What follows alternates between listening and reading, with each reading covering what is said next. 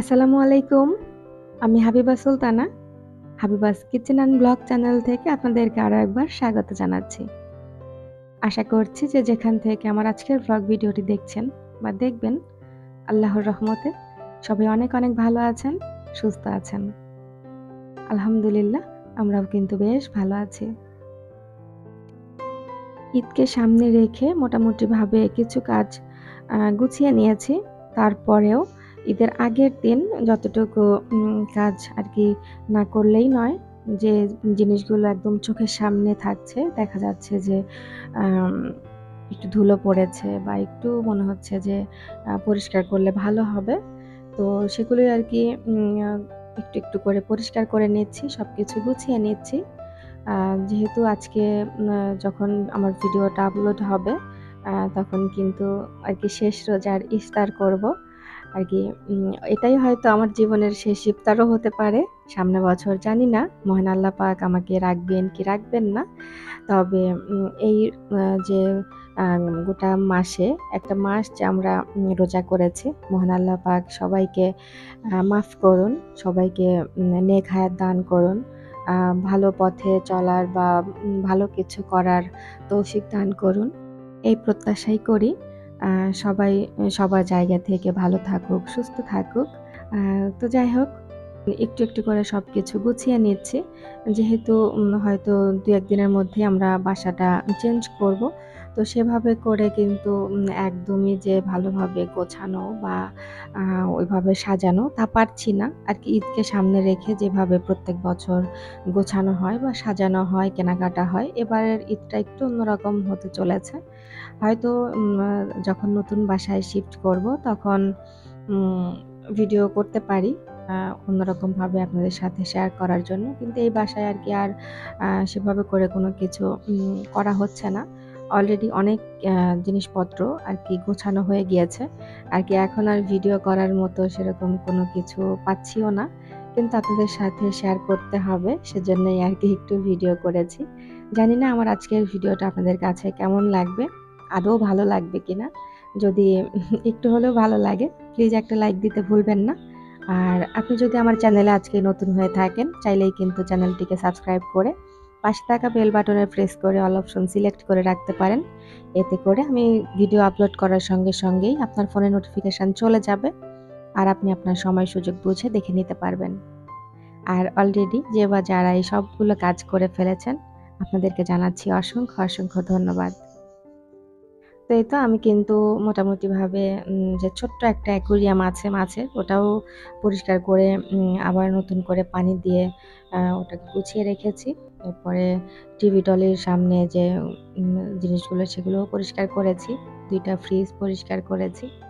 এখন টেবিলটাকে একটু, একটু করে গুছিয়ে নিচ্ছি। আসলে গোসলের আগে যদি এই কাজগুলো না করা হয়, দেখা যায় যে আর এনার্জি পাই না। আরকি ১০টা-১১টার মধ্যে যে কাজগুলো খুব সহজেই করতে পারি, এরপরে কিন্তু আর সেভাবে করে উঠতে পারি না। একটু কষ্ট হয়ে যায় আরকি।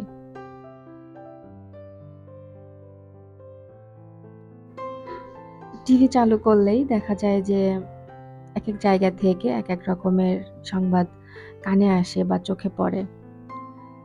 তো যখন কোনো দুঃসংবাদ কানে আসে বা চোখে পড়ে, তখন কেন জানি না আমার মনে হয় যে আমার নিজেরই কেউ হারিয়েছে, নিজেরই কারো কোনো ক্ষতি হয়েছে।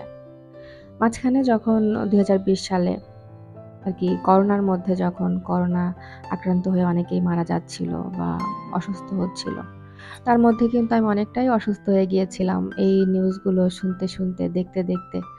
মানে আবরারের বাবা আমাকে মাঝে, মাঝে বলতো, "তুমি কেন টিভি চালু করো আর এগুলো দেখো, দেখে, দেখে মন খারাপ করো?"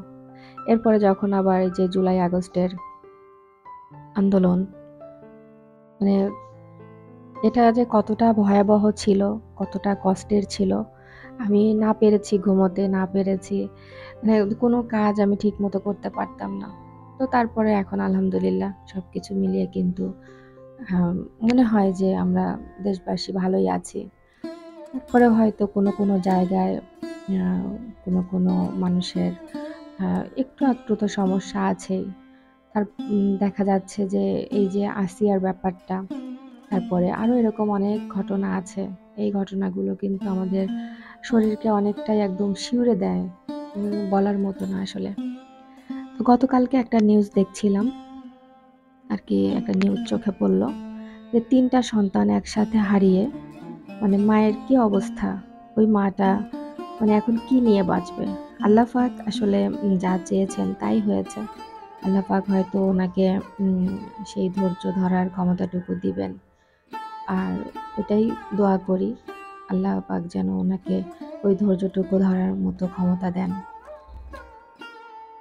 পরপর 4টা সন্তানকে হারিয়েছেন যে মা, ওই মায়ের এখন মানে কি একটা অবস্থা।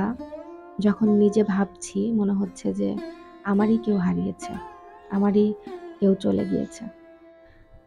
তো যাই হোক, এখানে আমি মোটামুটিভাবে সবকিছু গুছিয়ে নিচ্ছিলাম আর আবরারকেও একটু পড়তে বসিয়েছিলাম।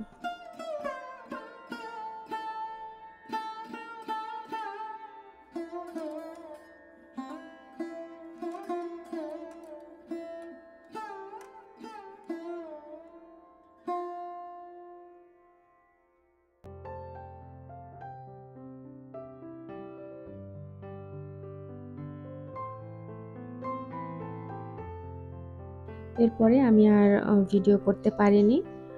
সরাসরি ইফতারের টেবিলে আর কি এসেছি। ইফতারের জন্য সবকিছু রেডি করে নিচ্ছিলাম। আমাদের দেখা যায় যে ভাজা পোড়াটা একটু কম খাওয়া হয়। এর আগেও হয়তো বলেছি। তো সেজন্য আর কি একটু ইফতার রেডি করে নিচ্ছিলাম। আজকেও কলা, চিড়া, দই এগুলোই খাওয়া হবে। তো সেজন্য আর কি গুছিয়ে নিচ্ছিলাম সবকিছু। জানি না এতক্ষণ পর্যন্ত ধৈর্য সহকারে ভালোবেসে আমার ভিডিওটি কে বা কারা দেখছিলেন। যারা দেখছিলেন তাদেরকে অসংখ্য ধন্যবাদ। আসলে এখন অনেকেই বাড়ি চলে গিয়েছেন বা অনেকেই অনেক ব্যস্ত আছেন। আমরা কেউই কিন্তু কারো ভিডিও সেভাবে করে দেখতে পারছি না। আমি নিজেও কিন্তু দেখতে পারছি না। আমাদের যেহেতু মানে কোয়ার্টারে থাকা হয়, তো অফিস তো এখন বন্ধ। তো সেই জায়গা থেকে দেখা যায় যে কারেন্ট সেভাবে থাকে না। তো কারেন্ট না থাকলে ওয়াইফাই তো ওভাবে চালু থাকে না। তো সেজন্য আর কি কারো ভিডিও ওভাবে করে দেখতে পারছি না। যেটা সত্যি সেটাই বলছি। আসলে ভিডিও দেখতে না পারলে ওভাবে করে আসলে নিজের চ্যানেলটাকেও ঠিক রাখা যায় না। নিজের স্বার্থেই তো আসলে দেখা হয় ভিডিও। আমার প্রায় প্রত্যেকটা ভিডিওতেই খুব সুন্দর কমেন্ট আসছে। তো আমার ভিডিওতে ভিউ হোক বা না হোক, আমার চ্যানেলে বা আমার ভিডিওতে কিন্তু নেগেটিভ কমেন্ট একদমই নাই। তো এই যে একটা উৎসাহ, আমাকে ১০ জন মানুষ দেখুক তারপরেও যেন তারা আমাকে পজিটিভলি নেয় বা আমাকে ভালো জানে, এটাই চাওয়া ছিল সবসময়। আর সেই জায়গা থেকে আসলে আমাকে অনেক কিছুই মানতে হয় বা দেখে শুনেই আর কি কথা বলতে হয়, চলতে হয়, ভিডিওটাও করতে হয়। তো সবকিছু মিলিয়ে দেখা যায় যে আমি যে প্রত্যেকদিন একটা করে ভিডিও দিব বা ১ দিন ২ দিন পর দিব, সেটা আর করতে পারছি না। কারণ কোনো জিনিসই কিন্তু প্রয়োজনের বেশি ভালো না। আ অনেকে আছেন প্রত্যেকদিন ভিডিও দিচ্ছেন বা ১ দিন পর দিচ্ছেন। তারা পারছেন দিচ্ছেন, কিন্তু আমি পারছি না। তো আমি যেটা পারছি না সেটা নিয়ে যখন বেশি বাড়াবাড়ি করতে যাব, তো ভালো যে একটা গুণ বা ভালো যে একটা দিক ওইটা কিন্তু আর থাকবে না। তো জানি না কতদিন পর্যন্ত এই ভালো দিকটা ধরে রাখতে পারবো। আপনাদের ভালোবাসা পাবো। তো চেষ্টা থাকবে সবসময় যেন আপনাদের আ ভালোবাসা আমি পাই। তো এতক্ষণ পর্যন্ত কিন্তু অনেক কথা বলেছি। আর এর মধ্যে আমি ইফতারিটাও গুছিয়ে নিয়েছি। আজকের ইফতারিতে এই তো এগুলোই ছিল। দই, চিড়া, কলা, খেজুর আর বিটরুটের শরবত করেছিলাম। তো সবাই কিন্তু টেবিলে চলে এসেছে আর সবাই হাতেই করেছি।